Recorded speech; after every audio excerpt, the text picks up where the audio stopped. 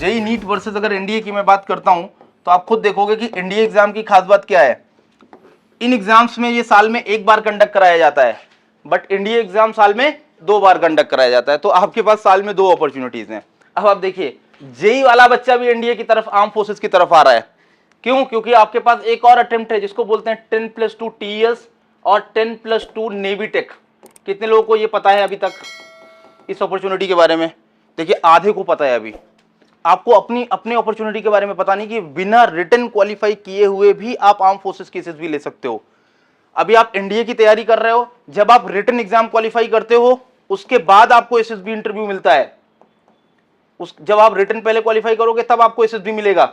ये जो 2 एंट्रीज हैं इसमें आपको डायरेक्ट एसएसबी है। अगर 2 चीजें चाहिए, सिर्फ आप पीसीएम जो परसेंटेज आपका है फिजिक्स केमिस्ट्री मैथ वो एग्रीगेट 75% से प्लस होना चाहिए, और दूसरा आप जेई एग्जाम एनडीए की तैयारी करें, बस जेई एग्जाम में जाके बैठ जाए और उसका जो परसेंटाइल आता है उसको जो फॉर्म आता है फॉर्म में फिल करना होता है बस। तो जेई एग्जाम में हमारे सारे बच्चे जेई एग्जाम में बैठते हैं, अपीयर होते हैं, कोई भी रैंक आए, उनको जेई नहीं जाना है, उनको ये 2 एसएसबीज लेनी है। ये भी साल में कितनी बार आती हैं? साल में 2 बार ये, साल में 2 बार ये, और एनडीए साल में 2 बार। अब सोचिए, आपको 2 एसएसबी ये मिल गई, 2 ये, 2 ये, टोटल कितनी हो गई? 6। गर्ल्स के लिए आर्मी टेक अभी नहीं है, टीएस आर्मी वाला जो है वो अभी नहीं है, नेवी वाला है। इसमें एयरफोर्स नहीं देती है, आर्मी टेक और नेवी टेक है 12th के बाद।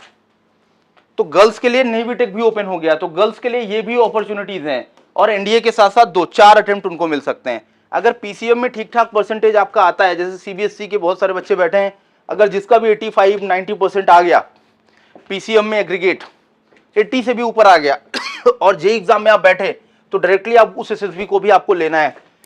ये जब आप सेंचुरियन का पार्ट होते हैं तो हमारा ऑब्जेक्टिव मैंने आते ही बताया था, ये नहीं है कि आप एनडीए की तैयारी करें, हमारा ऑब्जेक्टिव ये है कि आप कैसे ज्वाइन करें। इस बार भी अभी मुझे लग रहा है 8-10 डेज, अभी जो लास्ट वीडियो एक बच्चे का गया है उसका नेवी टेक से, वो एनडीए के लिए रिटन क्वालिफाई कर गया था, बट एसएसबी में ही वाज कॉन्फ्रेंस आउट। उसके बाद फिर वो नेवी टेक में गया, ये 2 अटेम्प्ट इसमें दिया, इसमें नहीं हुआ, इससे हो गया। तो फौज आपको इतने ऑप्शंस दे रही है 12th के बाद, बताइए ऑफिसर बनाने का। ये टेक मैंने बोला, टीएस मतलब टेक्निकल एंट्री स्कीम, टीईएस इसको बोलते हैं, टेक्निकल एंट्री स्कीम। मतलब यहां पे आप टेक्निकल ऑफिसर बनते हैं। कहां पे? आर्मी और नेवी में। टेक्निकल ऑफिसर का मतलब फौज आपको बीटेक कराती है, और बीटेक कहां से कराती है? उसके बाद एमटेक भी कराती है, और डिग्री कहां की देती है? आईआईटी चेन्नई। तो आप ये सोचे कि आपको career most meaningful undergraduate program है जो आपने चुना है।